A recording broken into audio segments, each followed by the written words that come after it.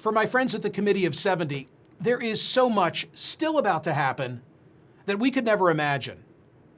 In just the past few weeks, we've had not only the continued pandemic, but also civil unrest in various American cities, reports of the president disparaging the war dead, the emergence of a recording of the president underplaying the threat of COVID-19, a sudden death leading to a Supreme Court vacancy filled in the 11th hour of the campaign, a report that the self-described billionaire didn't pay federal income taxes for more than a decade and personally guaranteed more than $400 million in loans that will come due during his second term if there is one, and a president diagnosed with COVID-19.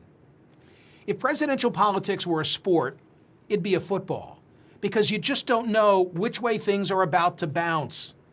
Intangibles are always a part of a presidential election. Think about it. Who could have predicted that in 1960, Richard Nixon's debate performance would be remembered more for his lack of makeup than his words? That in 1967, George Romney would see his candidacy implode after saying he was brainwashed while in Vietnam? That Edmund Muskie would either cry or get snow in his eye in New Hampshire in 1972? That in 1976, Gerald Ford would say there is no Soviet domination of Eastern Europe in a debate against Jimmy Carter?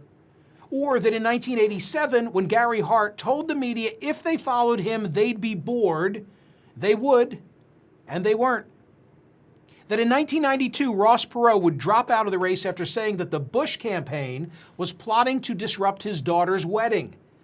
That the 2000 election between Al Gore and George W. Bush would come down to something called hanging chads. That in 2004, worse than Howard Dean's third-place finish in the Iowa caucus would be the scream with which he ended his concession speech. That in 2015, Rick Perry would say if elected, he'd eliminate 3 government agencies and then not be able to name one of them.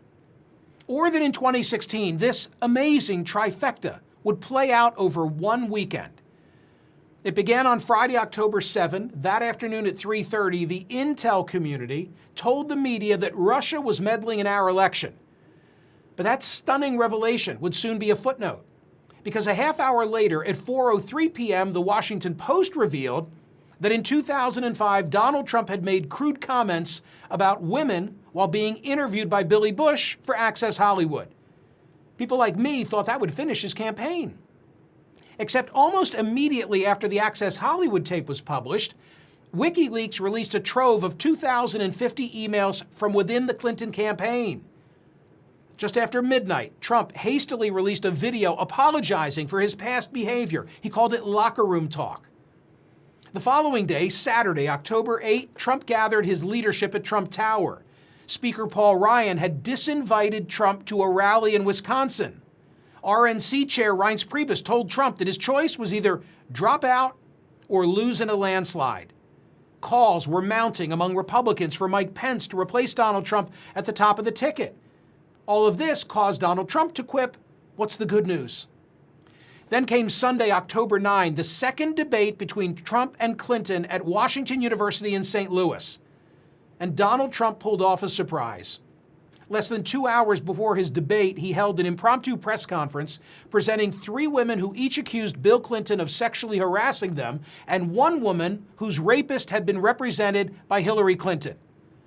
When the Trump campaign then attempted to have the women sit in the family section of the debate as a means of intimidating Clinton, access was denied. You can't make this stuff up. It's all a great example of the twists and turns that determine the outcome of presidential elections, the sort of things we could never foresee. Which brings me to this, Committee of 70. Here's the only certainty, the only thing we know for sure about the conclusion of the 2020 election. That we really don't know what's about to happen, unless you're this guy. Thank you. Don't forget to vote. Good night.